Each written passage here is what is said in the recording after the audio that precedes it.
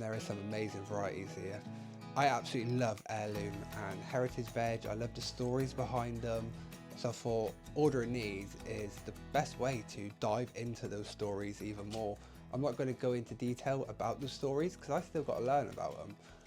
But I just wanted to go through and just show you what I'm actually growing this year. So I think we will start with the squashes.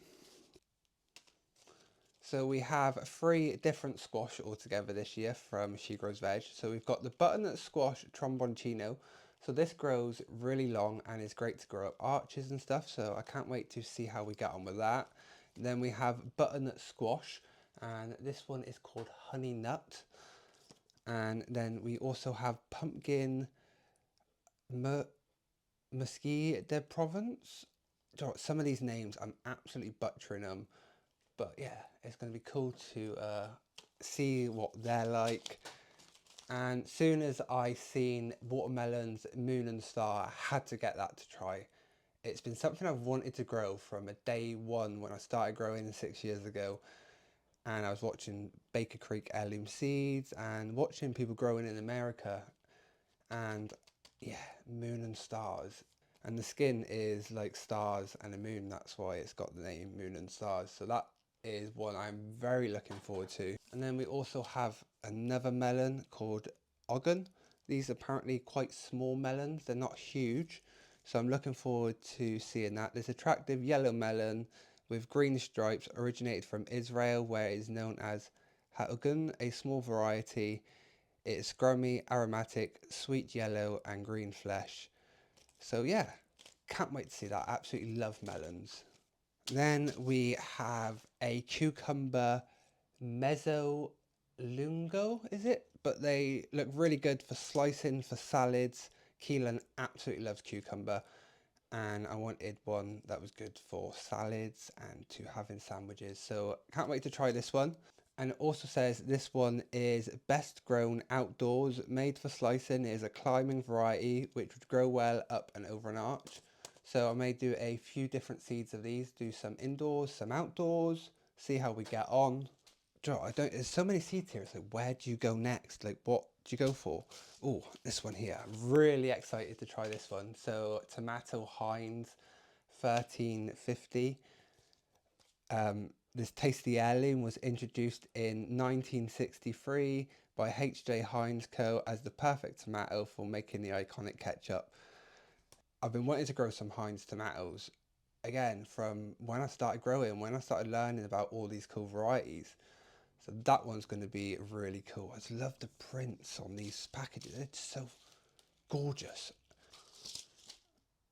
Then we have some kohlrabi. I absolutely love growing kohlrabi. So I normally grow the Azura Star kohlrabi. It's a purple one. It is absolutely beautiful. It tastes beautiful and it grows so well on my allotment. But I thought I would like to try a different variety this year and see how we get on. So I thought this one would be a great one to have a look. The best way to describe a kohlrabi is a mixture between a cabbage and a turnip. That is the best way to say it. Oh, and here we go. The turnip slash cabbage like flavour makes it great for cooking in casserole stews, raw in coleslaw, and leaves can also be harvested and cooked like kale.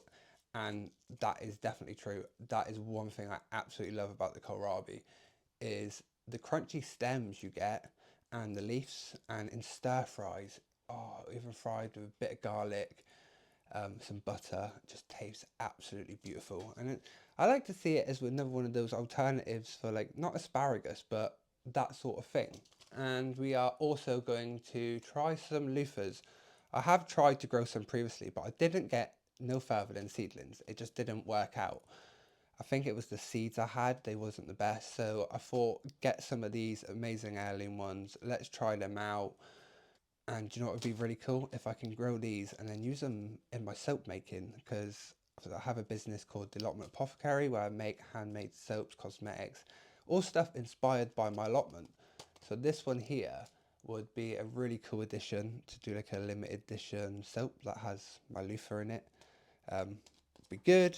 And then I also picked up some calendula. These are called Pink Surprise. They are different colour on the back to at the front. They're beautiful in my soaps. So I normally have these self-seed on my allotment every year, but I wanted to be sure that I had some this year. So I ordered some seeds. They look identical to the ones I grow, but the ones I grow are called flashback calendula because of the opposite colour, exactly like these. But these ones are called pink surprise. So I can't wait to see what these turn out like. And then calendula orange king. Also want this for my soap making, for my calendula soaps, my calendula balms, because it's the bright orange in it, what you want when you're making cosmetics, because that is where the good stuff is. Compared to these calendula, yeah, they're just not going to provide the same benefit as one that is brightly coloured orange. I can't remember off the top of my head what this is. My brain's a bit dead at the moment. I've literally just drove back from Bristol, taking my dad to hospital. But I wanted to do these seeds quickly before I open them and start planting them and just show you what I'm actually growing. So yeah, we got the two different calendulas, and we also have a marigold called Lucy Starburst, but they actually look humongous, the flowers. So I can't wait. And it's our signature marigold, grown by She Grows Veg co-founder Lucy for many years. We're excited to share it with you. The vivid orange starburst of the petals erupt from its centre with forked edges and gaps in between that looks like a delightful explosion. And I can't wait. And then it also says there, harvest and dry petals for a homegrown saffron substitute. So that is actually rather cool. So these are the flower seeds I've got, and they're also edible as well. So the pile is starting to get a little bit smaller, but we still have quite a few packs to go through. So next, let's have a look at the beetroot, but this beetroot looks absolutely amazing. I cannot wait to try it out and just cut it open and hopefully have those beautiful pink rings. I love a photogenic plant. Absolutely love it. Photography and growing veg is one of the reasons why I got into growing veg, is because I wanted to take photos of all this stuff that you couldn't buy at the shop. So yeah, can't wait to see what this beetroot turns out like. And we also have a cylindra, I think it's called. This one is great for pickling and stuff. And I actually mainly grow my beetroot for my mother-in-law. She absolutely loves it. And she jars it up, pickles it. So I thought this one here may actually be a great one for her. Always great to keep the mother-in-law happy. Plus she helps me on all my market stores when I do events and stuff. She's always there. So if I can grow some beetroot to repay that favour, it's awesome. So then we have some greens. This is a kale called cottagers, and apparently it is a perennial, I believe. When I saw it, I was like, oh, I have to try it. So yeah, this kale, this is a perennial kale variety, making it amazing value for money. It has unusual green and purple leaves, is halfway between Brussels sprouts and kale. It produces an abundance of leaves through winter into early spring. It's delicious steamed or stir fried. Flavour improves when it has experienced frost. So that one there sounds like a real good one to go on the allotment. Love kale, absolutely love it. So if that can provide me crops longer, it'd be amazing. And if it's a perennial, hopefully I can take cuttings from it and then grow more plants on from that. Then I wanted to try this Savoy cabbage, Purple Rain. It just looks beautiful. I love Savoy cabbage, and a purple Savoy cabbage, why not? Then we have some black nebula, and we also have some Chinese cabbage. Hilton, this one is called. And I remember on the website it said it was great cooked in stir fries. You can also use it in like homemade kimchi. So I'm looking forward to that one. We stir fry quite a lot, so that will be awesome. And we have some parsnips, hollow crown. Photos look really good on the website. This is a variety dating back to 1820. And it also says probably the oldest parsnip still in cultivation dating back to 1820. So that is a really cool bit of history I absolutely love. Then we move on to beans. I've actually got two types of beans. I went for some yellow French beans, Monte Gusto, I believe it's pronounced. These grow 25 centimeters in length, are great for climbing, and they also look very ornamental, what is a big bonus for me. And then this French bean is called Carminant. I'm absolutely rubbish at pronouncing and reading some of these names with my dyslexia. It just goes right over me. But these look very similar to the blowhide beans I normally grow, that I'm going to grow this year again because I saved my own seeds from them. But I thought I'd try these out and see what they are.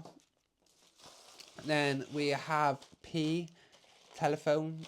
Grew this before. It's a great climbing variety. I want to do it on my arch. Once the plants are, and it grows 6 feet in height. It's from around the 1880s. Amazing pea, tastes beautiful, the flavour's great, so I can't wait to grow some of these. I'm getting really excited going through these seeds, and like, it's going to be so cool. And then yeah, we're down to the final 2 packs. We have perennial onions. These are red bunching onions, so I've not got red versions. I should have some normal versions left over from the show garden if they've survived last year. I have no idea until they start growing again. So I'm really looking forward to that. And with like bunching onions, you cut them a bit similar to chives. You cut them and they grow again. You cut them, they grow again. You leave the bulbs in the ground. And then we are on to the final pack of seeds. And this is Leek Bleu de Solace. This is a beautiful French blue winter leek. So I remember growing this the first year I started growing, and I had amazing results, and it's one of the ones that I've wanted to grow again since, but I kept forgetting until it was too late. So when I saw them on the website, I was like, I have to try them. They are a French heirloom leek dating back to 1940s. Its flavour particularly hardy, with deep blue leaves turning violet in the coldest weather. It's a great addition for winter crops, and it really did do so good over winter, so I can't wait to see how they get on. But there we go, we have just gone through all my seeds I have bought from She Grows Veg. I just had to try them. Heirloom seeds is something I love. It's the reason I got into growing as much as I did. So let's follow the progress. So I thought, let's do a little video, let's show you what I've got, and then you can follow the progress of these seeds over the coming year and see how we get on.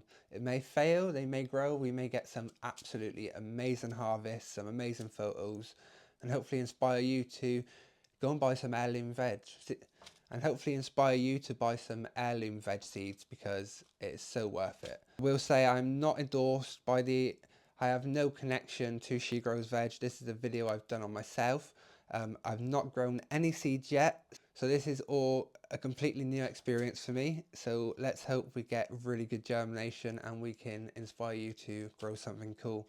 So we can have a catch up soon when I get some more of these seeds sown, because I'm not doing that now. I am absolutely tired, and I need to have a good think about what I'm growing, where I'm growing it. I know they're all getting sown, but I need to work out timings.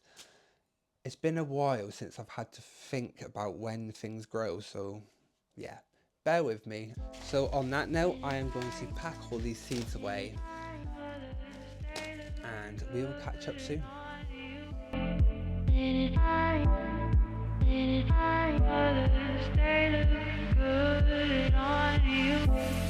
Disco ball.